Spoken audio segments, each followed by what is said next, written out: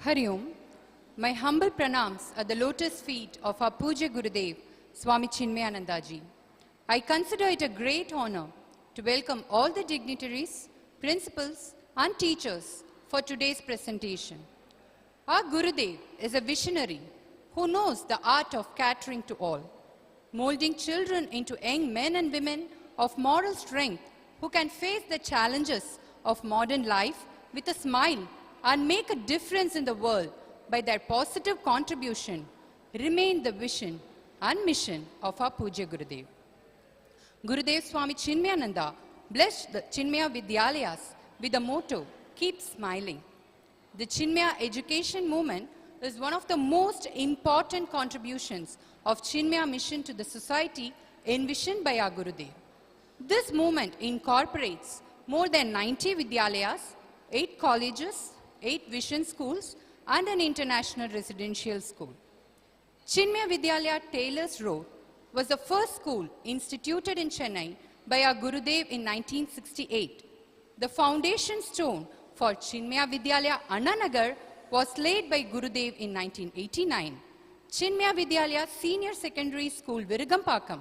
This premier institution had its strong foundation laid by our Puja Gurudev in the year 1970. BGN Chinmaya Vidyalaya Avadi and Chinmaya Vidyalaya Sri City are new chapters in the stream of Chinmaya Vidyalayas run.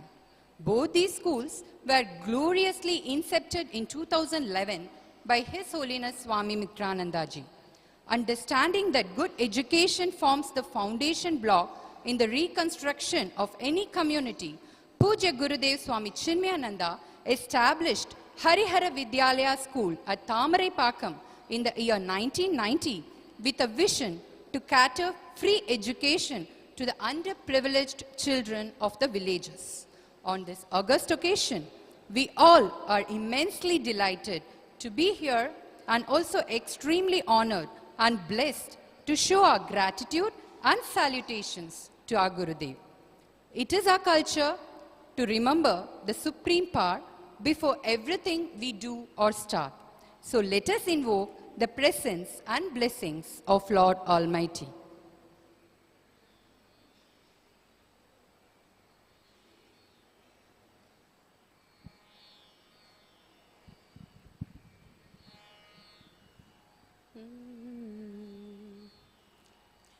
Vani Vagadishwari Vani Vagadishwari Varamarulvayi Seivani Vagadishwari Varamarulvayi Seivani Kalivani Vagadishwari Veni Veda Puttaka Pani Veni Veda Puttaka Pani Vinegalagatum Vidyarupavani Vagadishwari Varamarulvayi Seivani Kalivani Vagadishwari எத்தனை ஜென்மம் என கழித்தாலும் நீ எத்தனை ஜென்மம் என கழித்தாலும் இசை ஞானமும் நல்லொழுக்கமும் வேண்டும் எத்தனை ஜென்மம் என கழித்தாலும் இசை ஞானமும் நல்லொழுக்கமும் வேண்டும் அத்தனையும் நீ என கழித்தாலும் அத்தனையும் நீ என கழித்தாலும் என்னருகிலிருந்து ஆண்டிட வேண்டும் வாணி வாகதீஸ்வரி வரமருள்வாய் இசைவாணி கலைவாணி வாகதீஸ்வரி.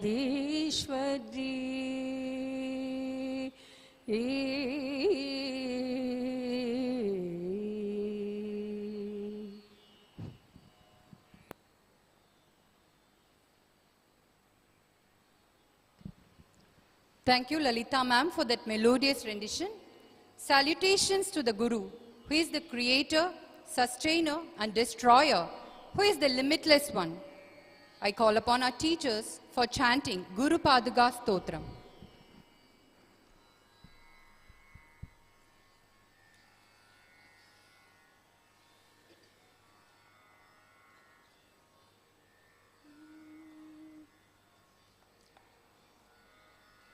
अनंत संसार समुद्र तार नौकाहिताभ्याम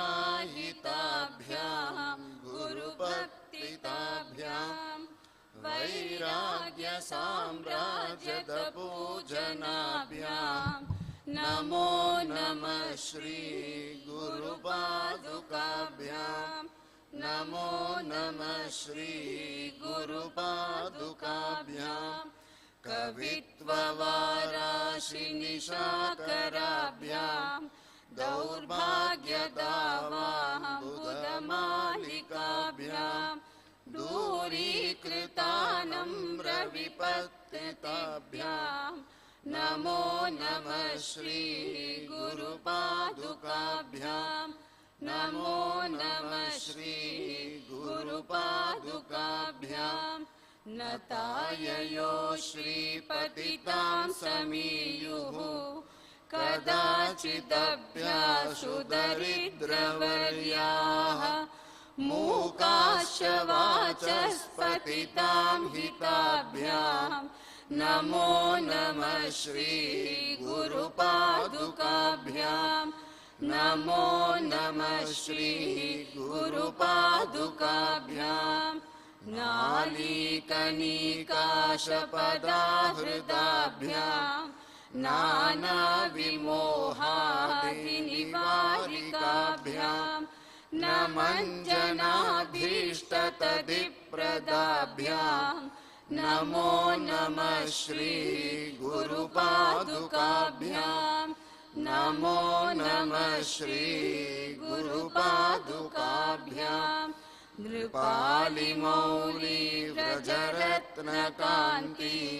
सरिद्विराजज्जशकन्यकाभ्यां नृपत्वताभ्यां नतलोकपङ्क्ते नमो नमः श्री गुरु पादुकाभ्यां नमो नमः श्री गुरु पादुकाभ्यां पापान्धकारार्कपरम्पराभ्यां तापत्रयाहीन्द्रखगेश्वराभ्यां जाड्याब्धिसंशोषणवाटवाभ्यां नमो नमः श्री गुरु पादुकाभ्यां नमो नमः श्री गुरु पादुकाभ्यां समाधिषड्गप्रतवैभवाभ्यां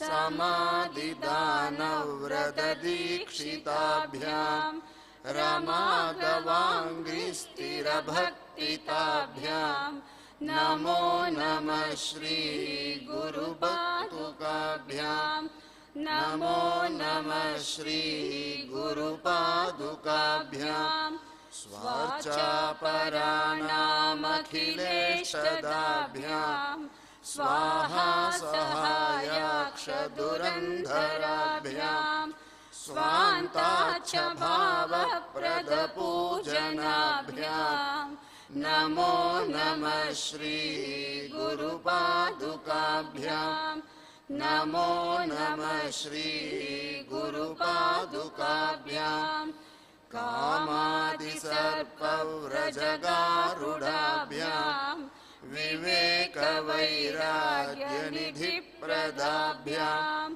बोधप्रदाभ्याम् धृतमोक्षदाभ्याम् नमो नमः श्री गुरुपादुकाभ्याम्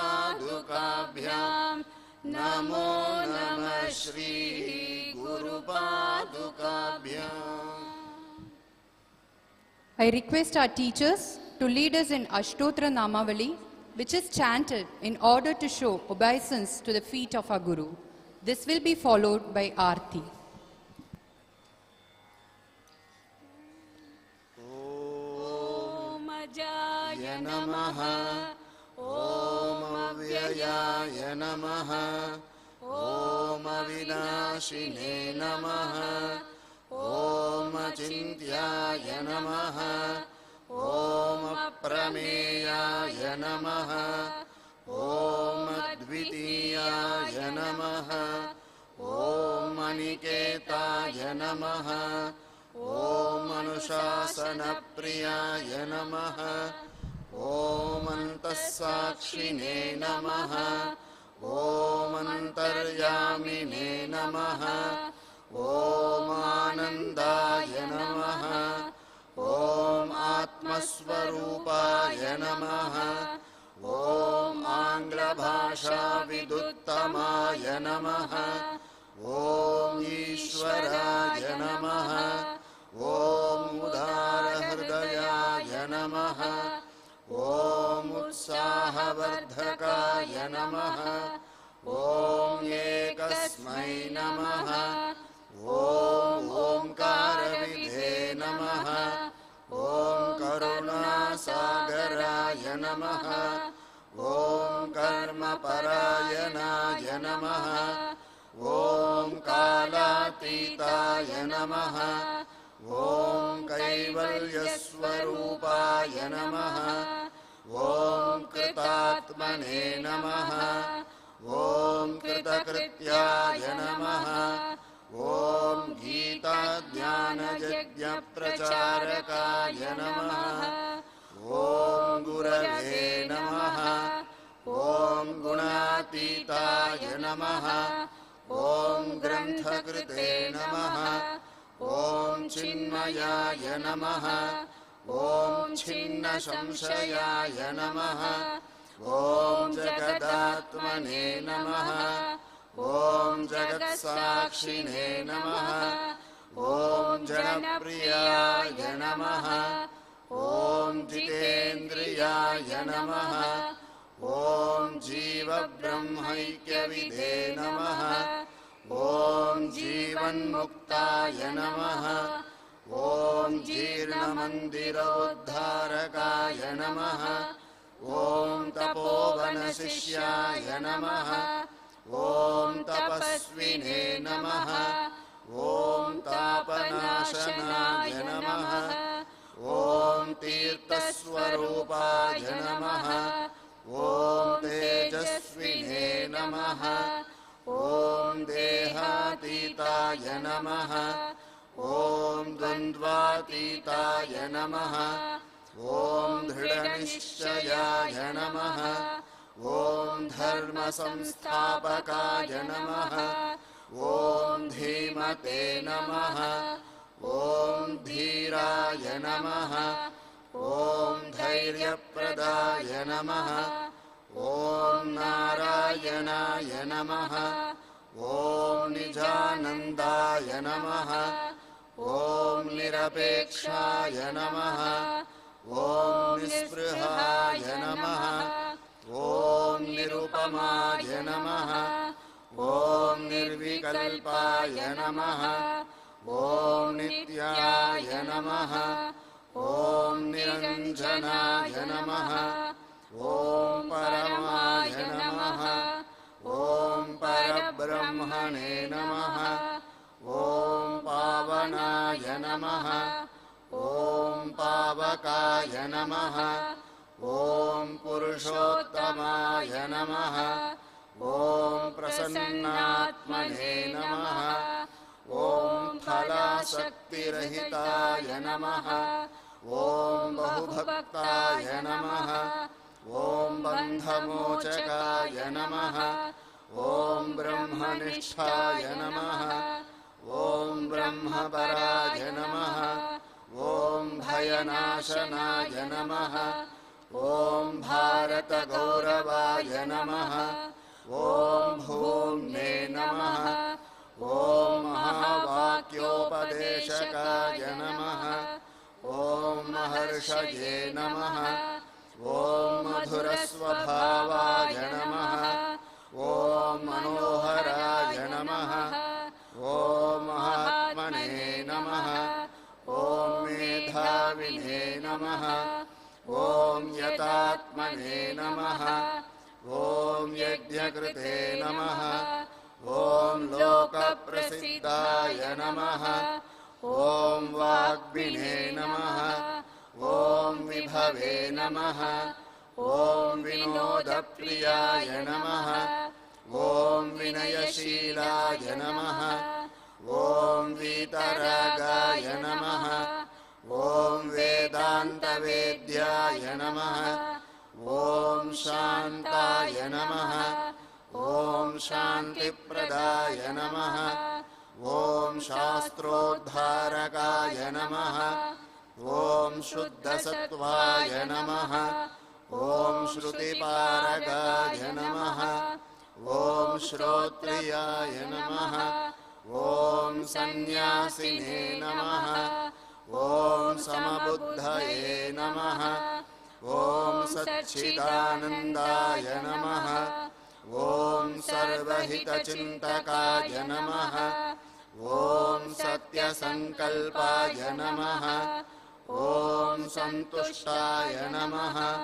ॐ साधवे नमः। ॐ सुमनसे नमः। ॐ सुहृदे नमः। ॐ स्वयं ज्योतिषे नमः। ॐ स्थितप्रज्ञाय नमः। ॐ क्षमाशीलाय नमः। ॐ ज्ञानमूर्तये नमः। ॐ ज्ञानयोगिने नमः। ॐ ज्ञानतृप्ताय नमः। ॐ नित्यशुद्धबुद्धमुक्तस्वरूपाय नमः। ॐ नित्यशुद्धबुद्धमुक्तस्वरूपाय नमः।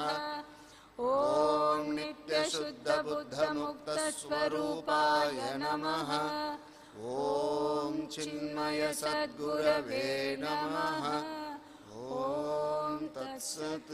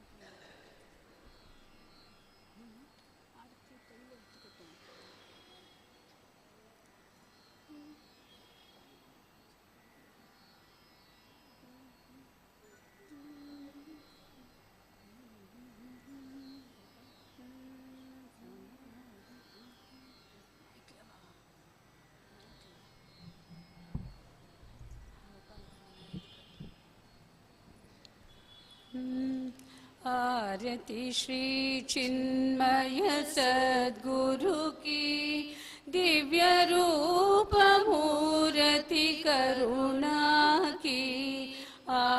आरती सद्गुरु की। चरणों में उनके शांति समाए, शरणागत की भ्रांति मिठाए, पाप ताप संताप हरण की। आरती श्री चिन्मय सद्गुरु की, आरती सद्गुरु की। वेद उपनिषद गीता को गाया, धर्म सनातन फिर से जगाया। शुद्ध नीति प्रीति शंकर की, आरती श्री चिन्मय सद्गुरु की, आरती सद्गुरु की। सिद्ध बारिके तपोभूमि में नित्य विराजे गुरु हमारे। भक्त हृदय आनंद स्रोत की, आरती श्री चिन्मय सद्गुरु की, आरती सद्गुरु की। आरती श्री चिन्मय सद्गुरु की, दिव्य रूप मूर्ति करुणा की। आरती सद्गुरु की, आरती सद्गुरु की, आरती सद्गुरु की, आरती सद्गुरु की।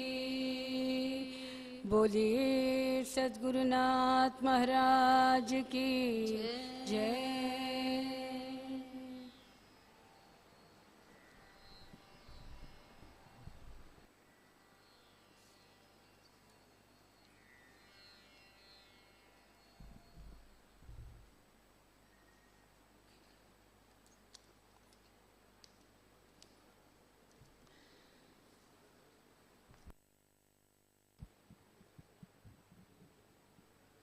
The vision is immeasurable. The inspiration received by the masses is immeasurable. Gurudev's love for the people is immeasurable. His influence within the community is immeasurable. His teaching had compassion and his oratory was excellent. Let us delve in the Gitamridam of our Gurudev. Let us all listen to him.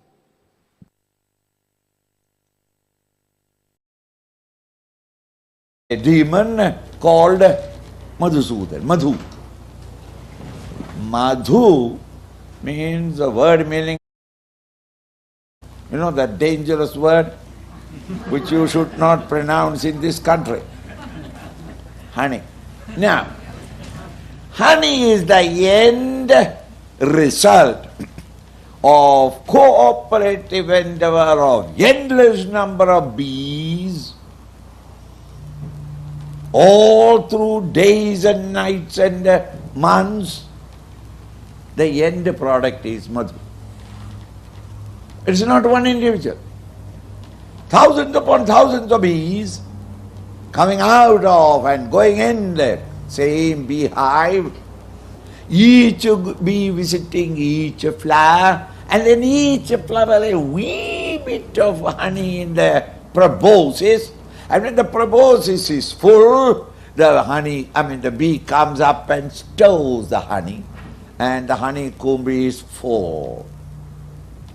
So honey is the end result of continuous effort.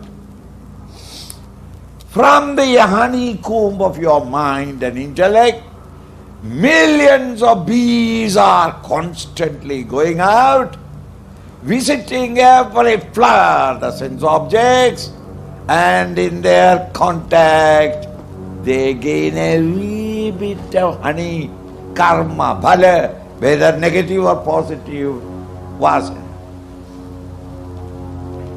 All these vasanas deposited and carefully stored away is the beehive. Constantly thousands of thoughts are moving out, thousands return back after contact with the world outside. This contact of the individual with the world outside is called karma. The karma bhala, the end result of all these activities is they are stored away vasanas. Honey. This honey is a demon in your personality who brings all your obstacles and sorrows and limitations. And Lord Krishna, the pure self, has a special name. He who destroyed the demon called honey. Meaning, when you wake up to that plane of consciousness, all these are destroyed. Thus, Madhusudana is a name, no doubt, but the name has got a great philosophical significance. And this way to talk to the top and to the well at one and the same time is possible only in Sanskrit. Samgotra. Dehesmin, asmin dehe, in this very body itself, you said some yajna to be done. Yes, sacrifice to be done. What? Sacrifice, I understand that there is a fireplace being made and the flames are coming up, and with mantra chanting we offer the oblations, and this ritual I know. But you said subjective yajna. What do you mean? In this body, fire to be put and things to be put. How? How can there be a subjective yajna? You said it. Either that word has no meaning or it has got some subtle meaning and I don't understand them. Lastly, prayana kalecha. You said that at the time of prayana, going away, at the time of death, katham, how? Nyeyosmin yadatmabhi.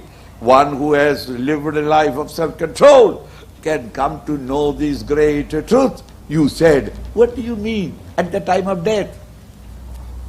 Why don't you give me your darshan a little earlier?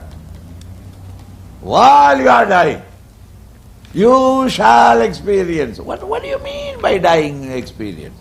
This is the question, meaning that 7 terms that he used in the last 2 verses are being enumerated as a beginning of this chapter, and Arjuna asks the question and Krishna faithfully takes one by one and exhaustively explains them.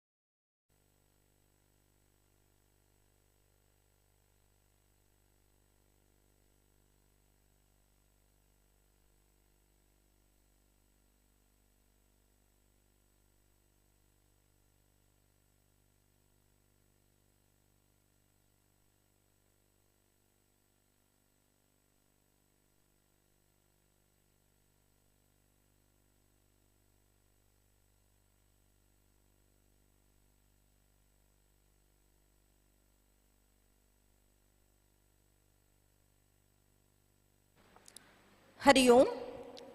Om Shri Chinmaya Sadguruve Namaha. Pranams at the lotus feet of Puja Gurudev. Pranams to all those who have gathered here.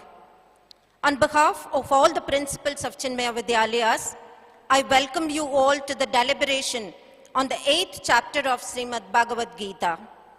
As I stand before you all, I am reminded of the story of the 6 blind men who attempted to describe an elephant. We 6 of us are just as the 6 men trying to explain the Akshara Brahma Yoga, a chapter in which Sri Krishna explains what is Brahman, which is basic to all understanding of the Vedanta. Bhagavad Gita is not new to us. We have listened to many of our acharyas expounding on the various chapters. All along, we had stopped just with Shravanam. This opportunity has enabled us to go beyond Shravanam and try Mananam, though in a very limited sense. We thank Swamiji and Chinmaya Mission for giving us this opportunity to go deep and try to understand each of the shlokas of this chapter, and for also providing us with a platform to share with our team what we have understood. Pranams to Swami Mitrananda ji. In this chapter, Sri Krishna briefly describes several significant concepts and terms that the Upanishads expound in detail. He also explains what decides the destination of the soul after death. He says that if we remember God at the time of death, we can definitely attain Him. Therefore, alongside doing our daily works, we must always practice thinking of God. We can do this by thinking of His qualities, attributes, values, etc. A persistent yogic meditation upon God by chanting His names is also a good practice. Through exclusive devotion, when our mind is perfectly absorbed in Him, we will elevate from the material dimension to the spiritual realm. Sri Krishna then talks about the various abodes in the material realm and the cycle of creation. He further explains how the multitudes of beings manifest on these abodes, and at the time of dissolution, everything absorbs back into Him. However, the divine abode of God is untouched by this cycle of creation and dissolution. Those who progress on the path of light finally reach the divine abode and never return to the material world. Whereas those fallen souls who tread the path of darkness endlessly keep transmigrating in the cycle of birth, old age, sickness, and death.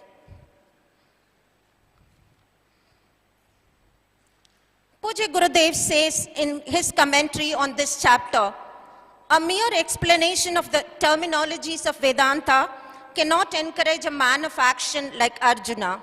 Therefore, Krishna explains in detail how a man of self-realization, when properly trained and when his spiritual practices are intelligently continued, becomes a man of success in all fields of activity. The best example is none other than Sri Krishna himself. Let me first present you a brief outline of the entire chapter. The name of the chapter is Akshara Brahma Yoga. Arjuna puts forth 7 questions to Krishna. The seeds of these questions can be traced to the previous chapters, the last few verses of the previous chapter. Krishna talks about few terminologies in chapter 7. Arjuna wishes to know what these terms mean.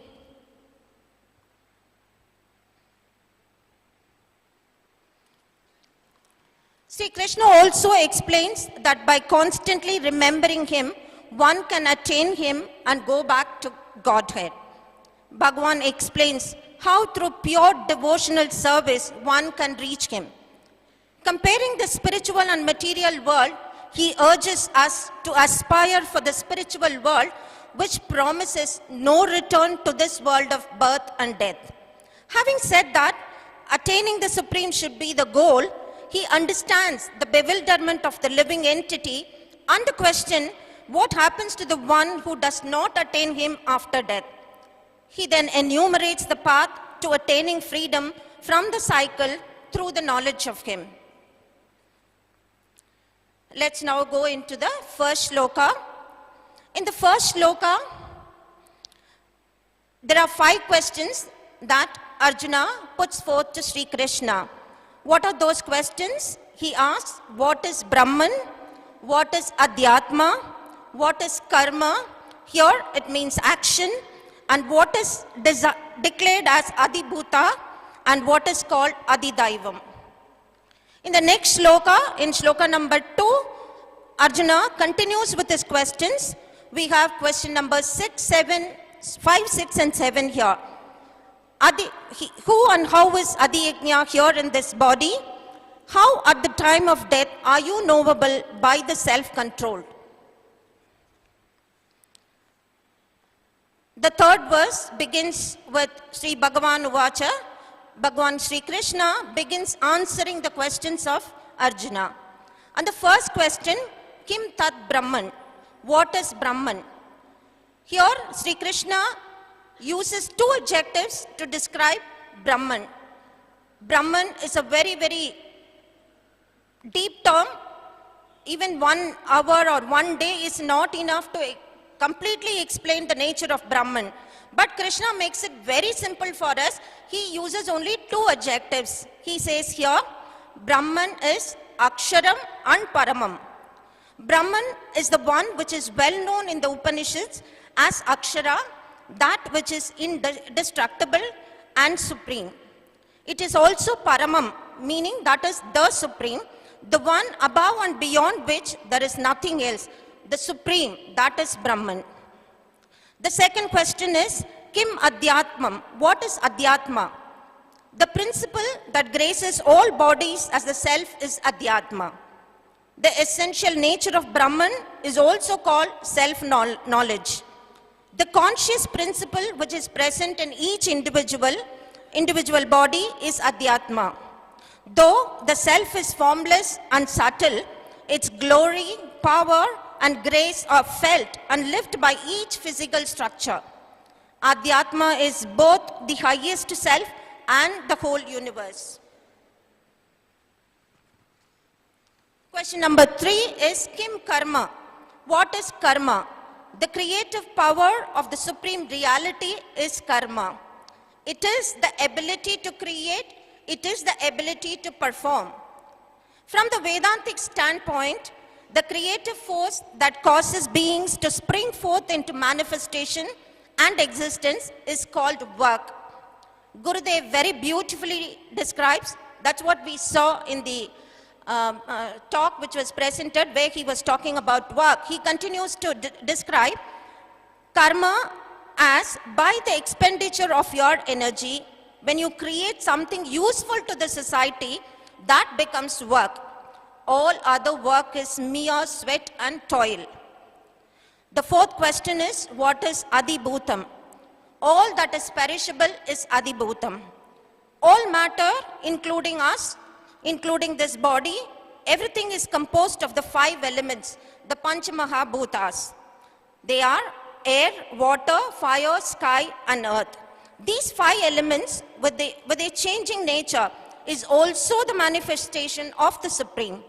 In the individual, the equipments of cognition, feeling, perception, which means which includes the 5 sense organs, constitute the perishable factor in us also.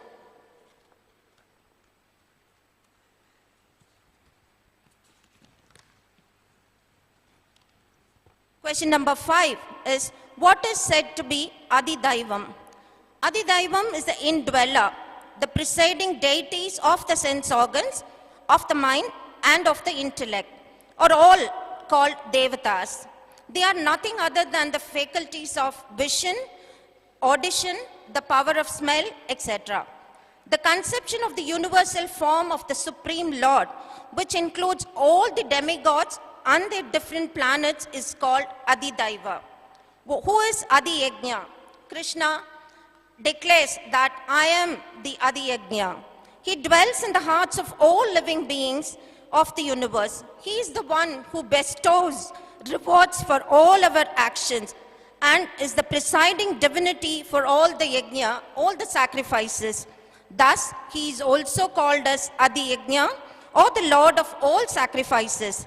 Therefore, all yajna should be performed for the satisfaction of the Supreme Divine Personality. The last question, question number 7, is a very deep question. what happens to one who leaves the body in the awareness of the self?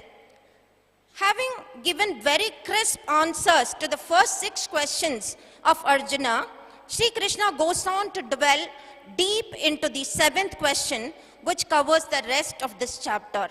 I invite Mrs. Gauri Lakshmi to continue.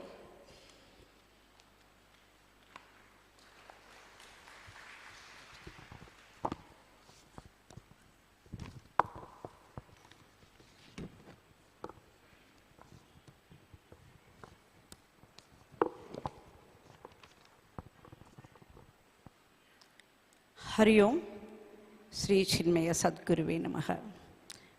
My pranams at the lotus feet of our Gurudev. So I'm continuing with the 7th question. Look at this picture. You are seeing an old man lying at the deathbed. And you are able to see the memory clouds of him at the time of death. In one cloud, you are seeing Krishna. In another cloud, you are seeing all the materialistic things. So, this picture says, at the time of a death, what a person should think. Shloka number 5 and 6 is going to deal about this. Bhagavan also answers this question, what happens to one who leaves the body in the awareness of Supreme Self? So in Shloka number 5, Lord Krishna insists that one who leaves the physical body with the mind completely thinking of the Supreme Self will reach him only. No doubt in that. Last thoughts of a person is only going to decide his future.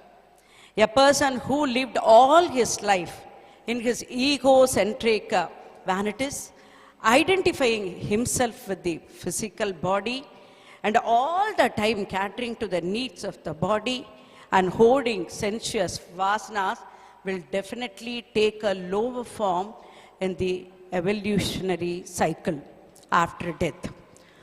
On the other hand, when an individual comes to recognize the uselessness of this lustful life and therefore aspires to relieve himself from the bondage of the physical body, surely moves higher up in the evolutionary cycle after death. Vedanta declares that last thoughts of the dying man decide the future of the embodiments and his nature. Next,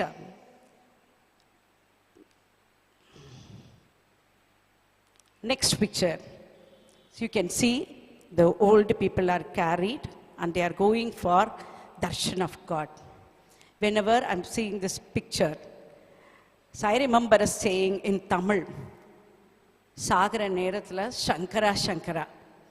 See, last minute preparation, even for our children, we will say, if you prepare at the last minute, you will not be able to perform well. In the same way here, at the time of death, if we think about God, that is enough. So this question is again answered by Krishna in Shloka number 6. Bhagavan says, as you think, so you become. Thoughts guide all action.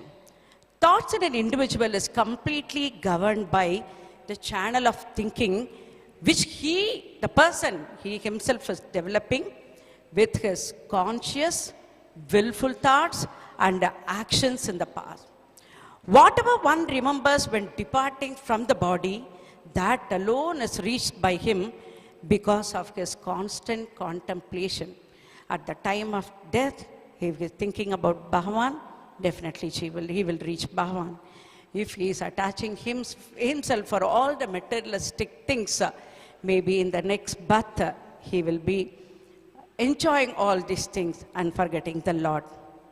At the time of death, the flight of thoughts of a person determines the direction of the pilgrimage.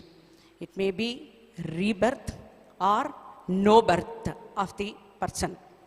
The time of death is not the moment to decide or plan your travel. Preparation is required. So death may come at the age of 40 or it may come at 60 or 100.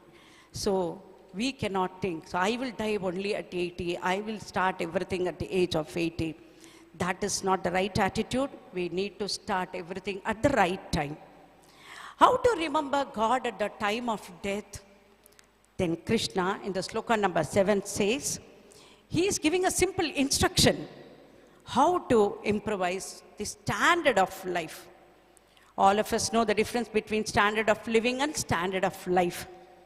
So in improving the standard of living, in our major portion of the mind, all the time wanders into the jungle of dreadful fears, or into the caves of jealousies, or into the deserts of imaginary possibilities of failure. Krishna advises that instead of wasting the total energy in all these fears and thinking, a person striving to achieve the highest, both in the outer world of multitudes and in the realms within, should rest his mind at the lotus feet of the Lord. He's giving a simple solution. All the time, think about me. I am there to take care of you. But we all know we have a lot of roles and responsibilities to be performed. So when we are doing all these things, where is the time for us to constantly think about Lord?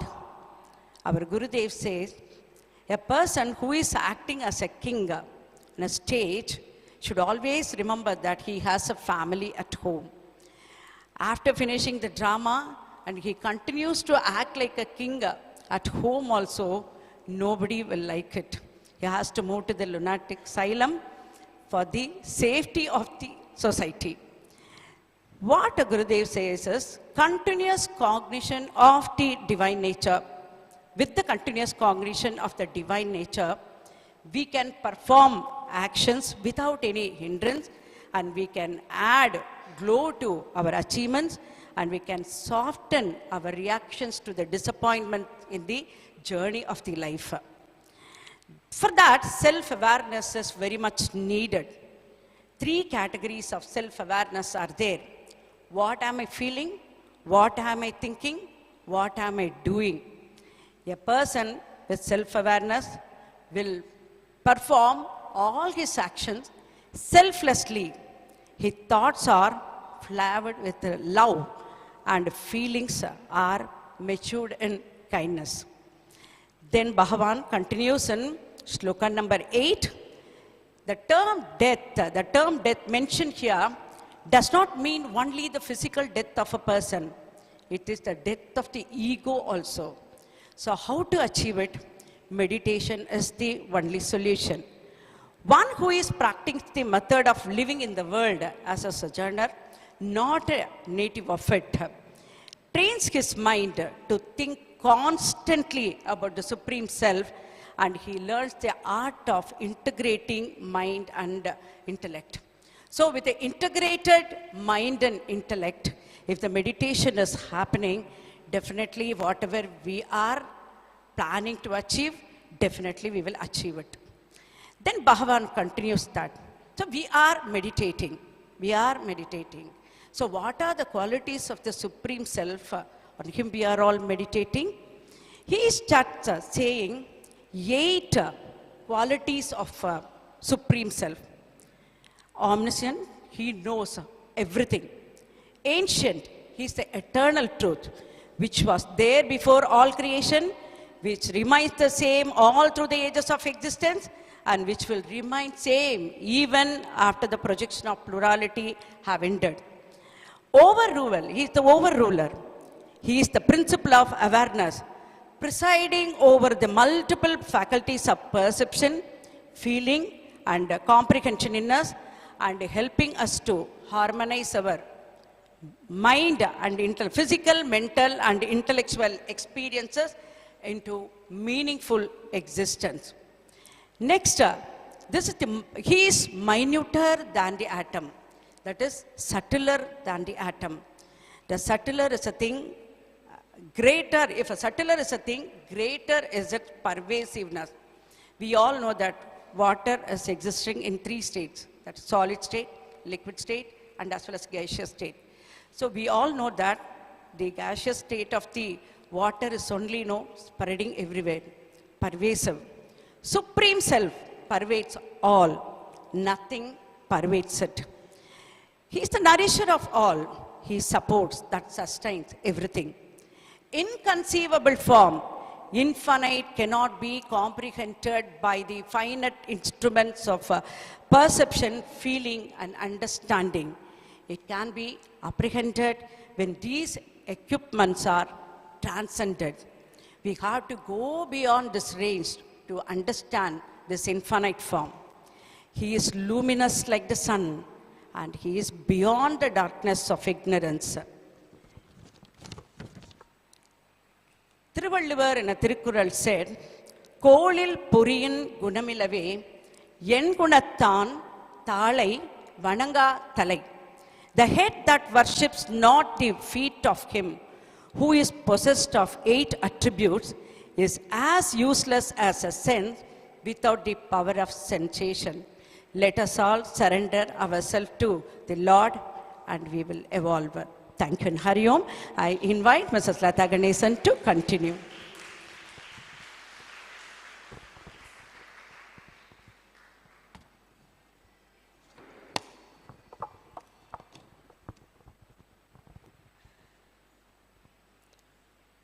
Hari Om, Shri Chinmaya Sadgurave Namaha. Pranams to Pujya Gurudev and all the viewers. What decides the destination of the soul after death? This is what we saw in the 9th verse. And Bhagavan says, a person, in simple words, a person who thinks about him at the time of death will reach him. Is it really possible to think about God at the time of death?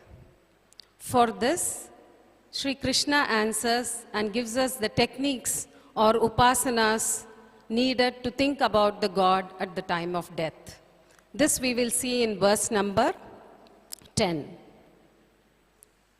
At the time of death of the physical body, or it could be understood as the death of the ego, at the time of the death of the physical body, when all identification with the body, mind, and intellect is consciously withdrawn by the power of yoga, I repeat, by the power of yoga, the seeker reaches the supreme. What is meant by power of yoga? Power of yoga refers to meditation. It is the strength that one obtains through regular meditation for over a long period of time. It refers to the inward strength, the inward fire that grows when the mind is withdrawn from its endless agitations and the intellect is peacefully rested in its contemplation upon the infinite qualities of the Brahman. In Gurudev's words, the meditator discovers in him the mental equipoise and an indescribable efficiency ready to bring his entire mental equipment into contemplation with the self in him. When an individual is thus engaged in meditation, all his pranas get concentrated in the forehead between the 2 eyebrows. Now, what is meant by prana? Prana refers to all the life's vitality which is expressed through our organs of the body, the instrument. So when we concentrate, we bring the prana in between the eyebrows, and with this power of yoga, which is practiced over a period of time, we reach the God. Such a person can think about God at the time of death. Such an individual who regularly meditates with an equipoised mind, concentrating his pranas at the point of his meditation, he goes to the supreme, that is the Purusha. The problem that all the meditators face is how to seize our distractions. That is, the lack of self-withdrawal. Our Gurudev says so beautifully that failures in meditation brings greater gains than success in world life. So it is okay even if we fail while meditating, but we should make an attempt to meditate constantly and we would succeed definitely. Now, how to acquire this single pointed meditation? This is explained beautifully by Sri Krishna in the next 3 verses. So we'll go on to verse 11. Verse 11, that which is declared imperishable by the Veda knowers, that into which the self-controlled and desire-freed enter, that desiring for which brahmacharya is practiced, that goal I will declare to thee in brief. So the first and the foremost technique to practice is to control our senses. The entire Gita is a song of renunciation. We all know that. Renunciation of desires should not be a psychological suppression of the mind, but it should result in a natural blossoming of the intellect. How can this happen? Take, for example, the flower. It sheds its petal in order to become a fruit. So it should be a natural phenomenon which happens and not forcible suppression. In the words of Pujya Gurudev, the more the desires entertain, the greater is the mental tossing and the consequent agitation of the mind. Normally, when we meditate, what we do? We try to choose a place which is calm, there is no noise, and we keep our eyes closed. There is no smell, any smell there, and we keep our ears also shut to noise. And the taste, we don't think about anything else, and we don't touch anything. We try to sit in an isolated place to meditate. So what are we trying to do there? We are trying to control our senses. So in the initial stage, when we start meditating, we make an attempt to control our senses, but our mind gets focused on the body. Slowly we shift, through practice, we shift our focus from body to the mind and slowly to the intellect. That is the pure consciousness we go to. That is the stages of meditation. All these steps may work, not necessarily for all. So for whom will it work? All these steps may work only for a person who has disciplined his life. In chapter 4 of the Gita, Bhagavan says, the one who is power indulged cannot strive for salvation, but the one who is moderate, disciplined in all activities, can strive for self-attainment. Our Puja Guruji says, our lives must be geared towards self-attainment, and we must avoid the delusion that meditation will be our saving grace after a decadent life. Let's see the next verse, verse 12. Here Bhagavan Sri Krishna says, having closed all the gates, that means having closed our senses, having got control over our senses, having confined our mind in the heart, having fixed the life breath in the head, engage in the practice of concentration. The second technique for meditation is confining mind in the heart. How to confine mind in the heart? And why should we confine our mind in the heart? The heart is the conceptual center of the mind, from which all feelings emerge. We have positive feelings and negative feelings. A person who entertains all positive feelings in his mind finds meditation more easier and his concentration is better. Whereas if we harbor all negative thoughts in our mind is restless, the mind is agitated, concentration becomes very difficult for a person. So one should try to bring mind under his total control of this discriminative intellect. The third technique is given in verse 13, chanting of Om. Uttering the one syllable Om, the symbol of Brahman, and remembering me, he who departs leaving the body attains the supreme. The third technique is that of chanting Om. It could be Om or any Ishta mantra of yours, or it could be even thinking about a Ishta Devata. Gurudev here points out that Om is a sacred sound that is known generally as the sound of the universe, and it is the most powerful single syllable known as the Pranava mantra. Om is all encompassing, the essence of ultimate reality, and unifies everything in the universe. Reciting Om creates a positive environment. We are more happier, stress-free, and also improves our immune system and self-healing power. So the three ways to meditate, number one is to control our senses, number two, to bring our mind to the heart, and third one by chanting Om. The 14th verse of chapter 8, Akshara Brahma Yoga, Sri Krishna says, I am easily attainable by that ever steadfast yogi who constantly remembers me daily, not thinking of anything else. O Partha, for one who always remembers me without deviation, I am easily attainable. This stanza summarizes the other three stanzas in a very emphatic manner. In this verse, Sri Krishna says, the one who is ever steadfast remembers me always, and daily with a mind unshattered to him, I am easily attainable. Here Sri Krishna insists that the divine consciousness must be maintained by the seeker constantly and continuously all through the day and daily.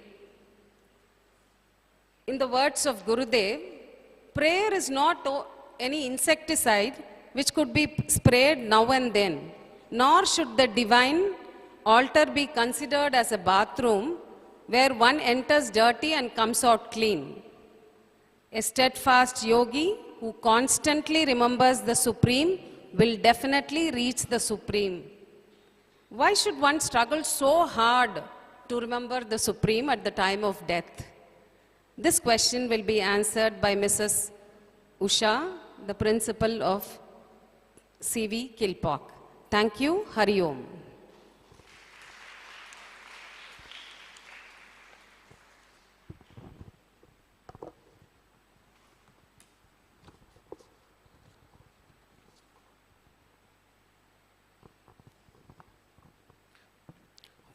Om Shri Chinmaya Sadguruve Namaha. My pranams to Pujya Gurudev. Thanks to Srimati Lata ma'am for giving a beautiful explanation about the power of yoga and the divine consciousness. Now let's see about the verses from 15 to 19, what Bhagavan says. Lord Krishna, in the verse 15, tells us that those souls who reach him are free from the cycle of birth and death. Life in the material world is full of suffering right from birth till death. The struggle starts inside the mother's womb itself. Then we go through a painful process of taking birth and entering into an unknown world where we have to struggle. Adi Shankara clearly says in Bhaja Govindam, Punarapi Jananam, Punarapi Maranam, Punarapi Janani Jatare Shayanam. All through our life, we suffer from pain and miseries and undergo the pangs of birth and death again and again. Bhagavan says, those worthy souls who commit themselves in exclusive devotion attain God and reach his divine abode. However, those souls who remain engrossed in material affluence and forget God continue to rotate in the cycle of birth and death. In chapter 8, verse 16, Lord Krishna clearly explains that even if one reaches Brahma Loka, the highest Loka in heaven, he will become subject to rebirth if he does not attain Ishvara. All beings on this earth who perform meritorious deeds go to one of those heavens after death. The abode of Lord Brahma,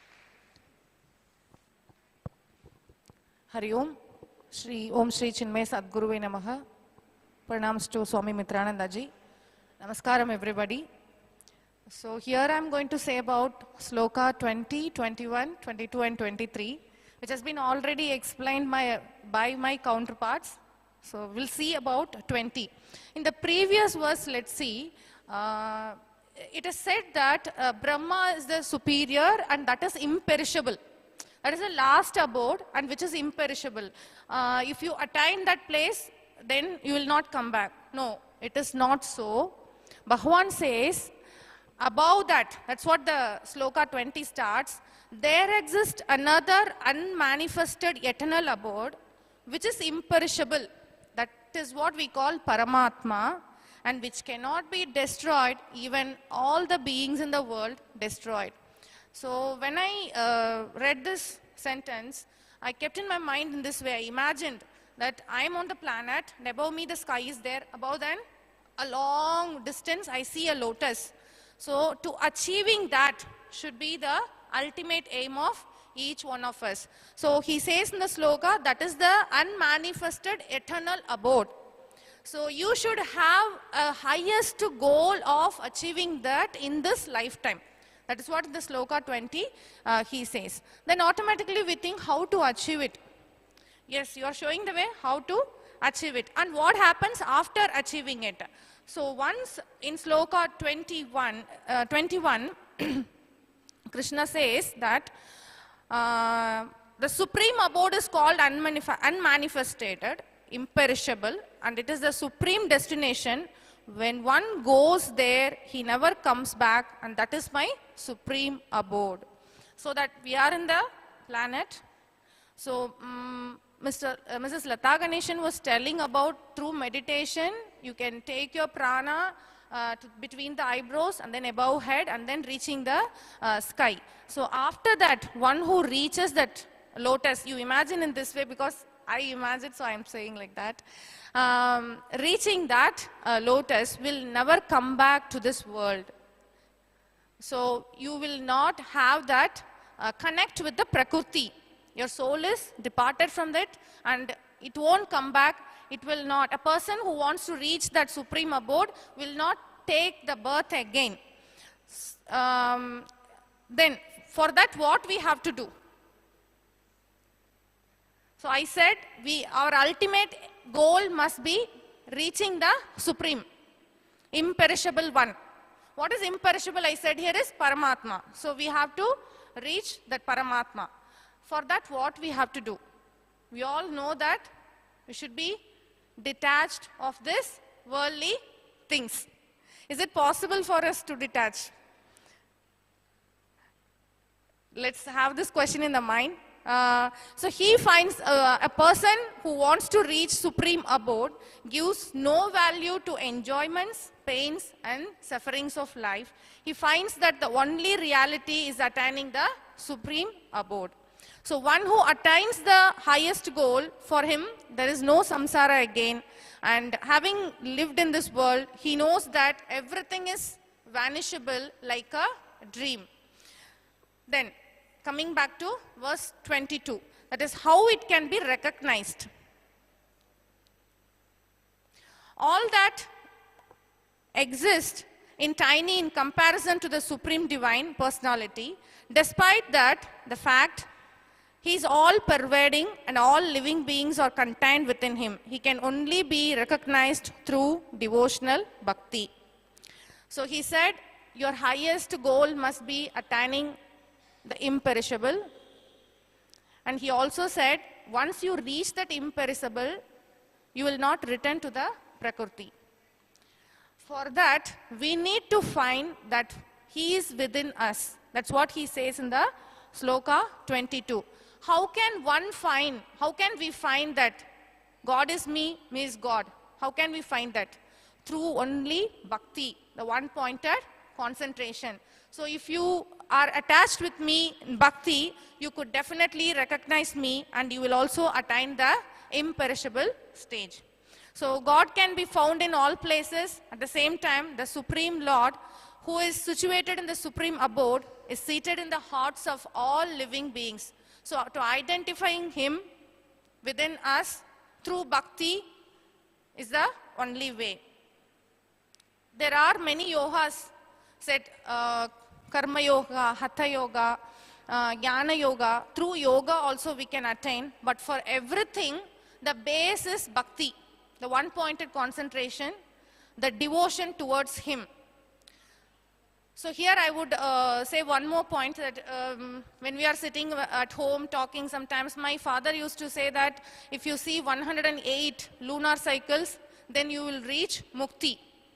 It is that 84 years old. So when we turn to 84 years old, automatically this karmic body leaves its courage to work more. So we will not have the connect with the Prakriti. So directly we are going to the supreme abode. But is that possible for us? In this lifetime, how we are maintaining our health and everything, it's definitely not possible. So then yoga, next comes, ma'am said meditation. So meditation, definitely we need guru. Without guru, we can't practice. And in a second, our mind is thinking of so many things, and bringing all this in one concentration, it's also highly impossible, and we need a guru. But living apart through bhakti, bhakti is possible for all of us. Through bhakti, we can approach God, and slowly, every day in practice, that divinity comes to us, and we become pure. And when we become pure soul, the God instill in us His mind and intellect to know He is within us. So from then, we can slowly reach the supreme abode. So here again in sloka 24, what he says, simply you be devotional to me, you think all the time about me, you will automatically reach me at the time of death. This is what he says. But next point is, the yogi who are practicing the yoga, hatha yoga, let's say, how they will depart. They will know what time to depart. There are two paths for the yogis, at what time they should depart the soul so that to reach the supreme abode. So that point, those verses explanation, Mrs. Vidya Balaji is going to present here. I invite.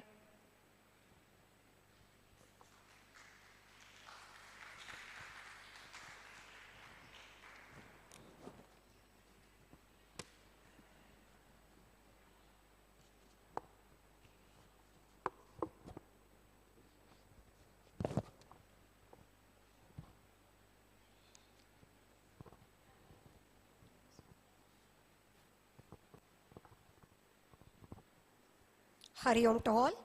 Om Shri Gurubhyo Namaha.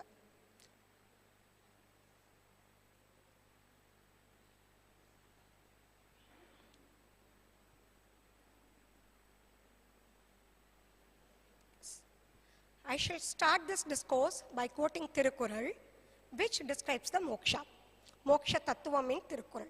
Yan enadu ennum sarukku aruppan vanorukku uyarnda ulagam pogum. Meaning, who kills, conceit that utters, I and mine, shall enter realms above the powers divine. See, it is very difficult, even for the devatas and devas to attain that loka. In that loka we can enter. How to attain that loka? How to attain the highest abode? In Gita, Bhagavan himself explains clearly that it is not the state or the position to attain. It is Jivan Mukti. Bhagavan shows us the two paths, attain the patam, that tat patam, or the highest abode from sloka 24. The first path is the path of light, Uttarayana, and the second path of darkness means Dakshinayana. Many of you heard that in Mahabharatam, Bhishmacharya waited for the Uttarayana Punyakala to attain the Mukti. Actually, it is a complete misconception. Bhishmacharya waited for the time, not for the time, it is for the Krishna Darshan to attain the Mukti. So, we must understand one thing clearly. Bhagavan does not say about the place or the time of death which determines our final destination. It is determined by one's self-realization. Quite interesting to know, right? Yes. Let me see the first path. Just how during daytime, with the help of the sunlight, we are able to see the entire world. By that, how our fear is removed and clarity is obtained. The good thoughts increases and leads us to do the good deeds. In the same way, one who has attained self-knowledge, its presiding devatas, Agni, Jyoti, day, northern solstice, Shukla Paksham, etc., guide him on the path of the light and help him to reach the Brahmaloka. Which means, he who attains the self-enlightenment attains moksha, which is eternal in nature and there is no rebirth for him. This process of attaining moksha is called krama mukti, and this path is called anavarti, means non-return path. We are interested to know the other path also. The other path is the Dakshinayana path or the path of darkness. Here darkness refers to ignorance. Ignorance. The path, those who do not have the bhakti, but they are very much keen in doing their karma without any deviation, and they are completely focused on the completing the karma. Though they are ignorant, that ignorant deities like Dhumaka, dark night, the southern solstice, the Krishna Paksham, all guided him in the path of the different realms of experience. We could have heard about the different realms of experience: Pitraloka, Devaloka, Brahmaloka. In this, any one of the realm, that soul reaches that patha, which is eternal, which is not eternal in nature. And as per their vasanas, they reaches any one of the realm. There, through the worship of devotion, bhakti, if they attain that self-knowledge, it is easy for that soul to reach the Brahmaloka. If they fails to attain that self-knowledge, automatically that soul rebirth on the earth. And don't think that as I died human, I will born as a human. It is not like that. We have 84 lakhs of species existing in this Prakriti. So, Pullagi, Pundai, Puluvai, Maragamagi, Palvirugamai, Paravayai, Pambai, Kallai, Manidanai, Peyai, Ganangalai, Vallasuraragi, Munivarai, Tevarai. Any one of these forms we take rebirth. In verse 27, so those who has bhakti and jnana with strong conviction on aikya jnanam attains moksha, and those who is doing his karma without bhakti attains rebirth. Those who knows these paths, they do not get deluded.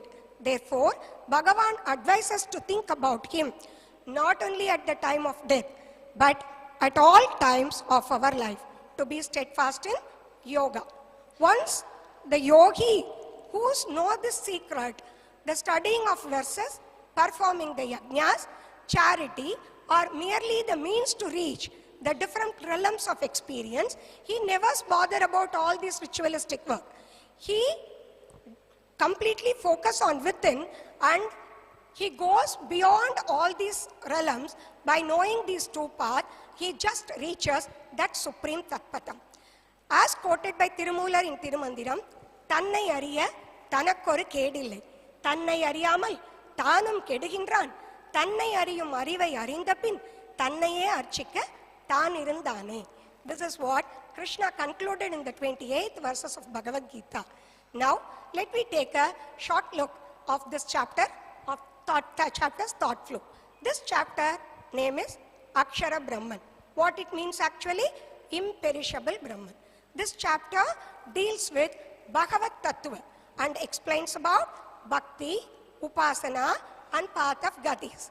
In Sloka 1 and 2, Arjuna's 7 questions regarding the Brahma Tattva, Krishna explains in the next 3 and 4 verses. Out of 7, 6 questions he answered. And with the conclusion, I am that supreme, I am that spirit, Adhyajnana, whom yogis want to reach. From Sloka 5 to 7, he answers, Arjuna's seventh question, how can I know you at the time of death? From slokas 8 to 14, he teaches us the three techniques to reach the Lord. In sloka 15, he explains the results of all three techniques. From sloka 16 to 19, he describes the timeline of Brahmaji, the creator, and explains even this position and state is not permanent. From sloka 20 to 23, he shares the importance of bhakti and aiknya jnana. From slokas 24 to 27, he explains and guides us the two paths to attain the Tatpatam. In sloka 28, he concludes with that the knower of these two paths attains to the Supreme. This chapter, in particular, busted the ideas of the philosophical myths of many different schools of thought. Let us see one by one. Death is the final end. No. Bhagavan says, death is a pass or the phase in the journey of the transmigratory school. And the second myth, eternal hell, heaven. No, all the realms of experience are impermanent, not eternal. The third, place or time of death determine our future destination. Bhagavan says, it is the place of mind at the time of death that determines our final destination. What you think, so you become. And he says, he is the imperishable Brahman, and we can attain him by knowing our own self, using the three techniques and traveling on any one of these two paths. Let us all surrender to that Supreme Brahman, Sriman Narayana, to best out with that supreme knowledge, Tattvamasi. Kayena vacha manasendriyaiva buddhyatmanavat prakrute swabhava karomi yatya sakalam parasmai Narayanayeti samarpayami Sriman Narayanayeti samarpayami. Thank you.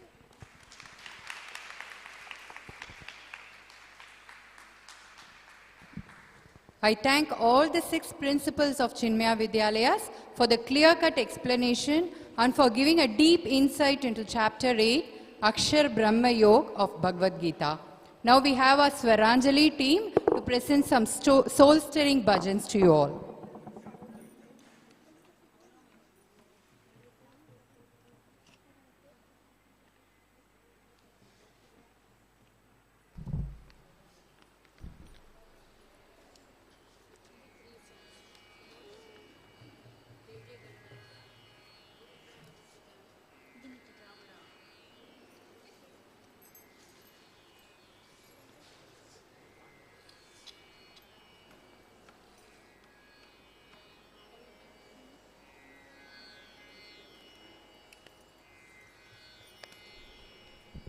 जय जय जय गणनायका जय जय विघ्न विनाशका जय जय जय गणनायका जय जय विघ्न विनाशका जय शुभ मंगलदायका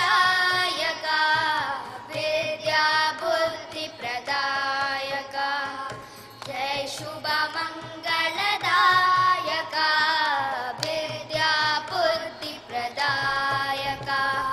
गजवदना गौरी नंदन गजवदना गौरी नंदन गजवदना गौरी नंदन गजवदना गौरी नंदन गंगाधर शिव शंभो शंकर गंगाधर शिव शंभो शंकर जय जय जय गणनायका जय जय विघ्न विनाशका सिद्धि विनायक मूर्ति की जय गुरु ब्रह्म रूप जानो शिव का स्वरूप मानो गुरु ब्रह्म रूप जानो शिव का स्वरूप मानो गुरु के समान नाहे दूसरा जहान में गुरु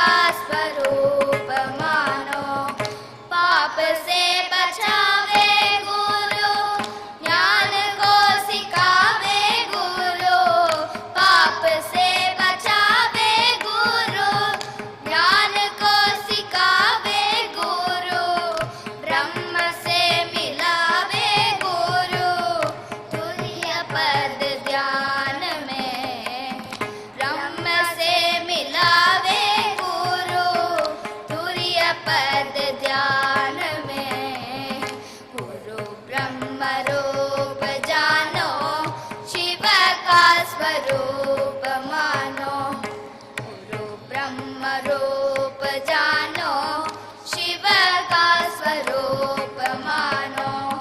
यह श्रुति वेद कहता, गुरु बिना ज्ञान कैसा। यह श्रुति वेद कहता, गुरु बिना ज्ञान कैसा।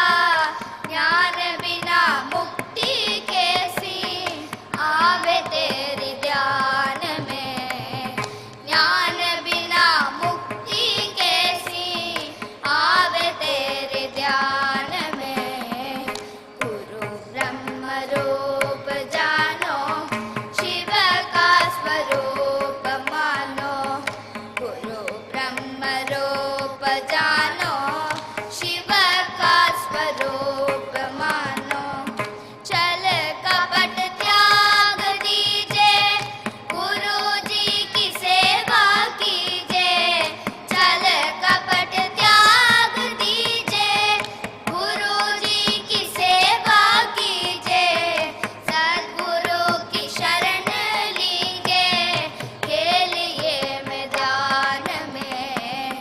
सद्गुरु की शरण लीजिए, खेलिए मैदान में। गुरु ब्रह्म रूप जानो, शिव का स्वरूप मानो। गुरु ब्रह्म रूप जानो, शिव का स्वरूप मानो। शिव का स्वरूप मानो, शिव का स्वरूप मानो। बोलिए सद्गुरुनाथ महाराज की जय।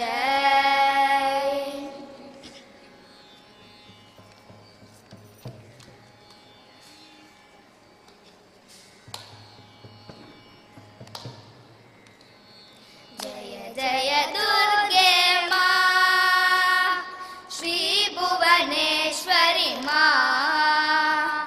जय जय दुर्गे माँ, श्री भुवनेश्वरी माँ। देवी भवानी माँ, काली कपालिनी माँ। देवी भवानी माँ, काली कपालिनी माँ। जगदोदारिणी माँ, अम्बा जगदोदारिणी माँ। आनंददायिनी माँ, आनंददायिनी माँ। अम्बा जगदोदारिणी माँ, अम्बा जगदोदारिणी माँ।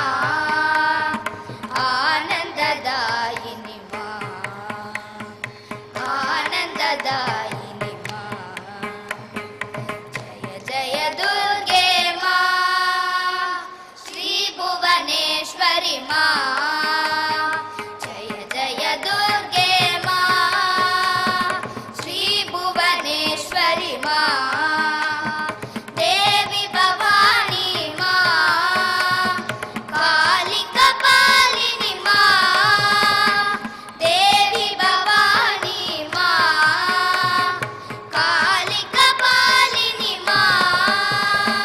जगदोदारिणी माँ, अम्बा जगदोदारिणी माँ। आनंददायिनी माँ, आनंददायिनी माँ। जय जय दुर्गे माँ।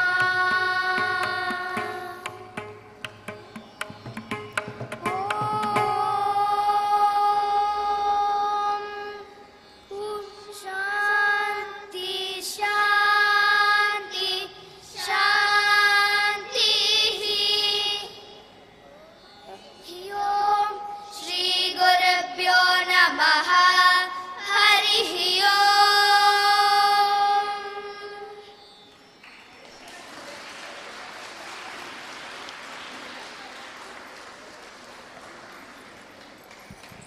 I request all to receive the prasadam before you leave.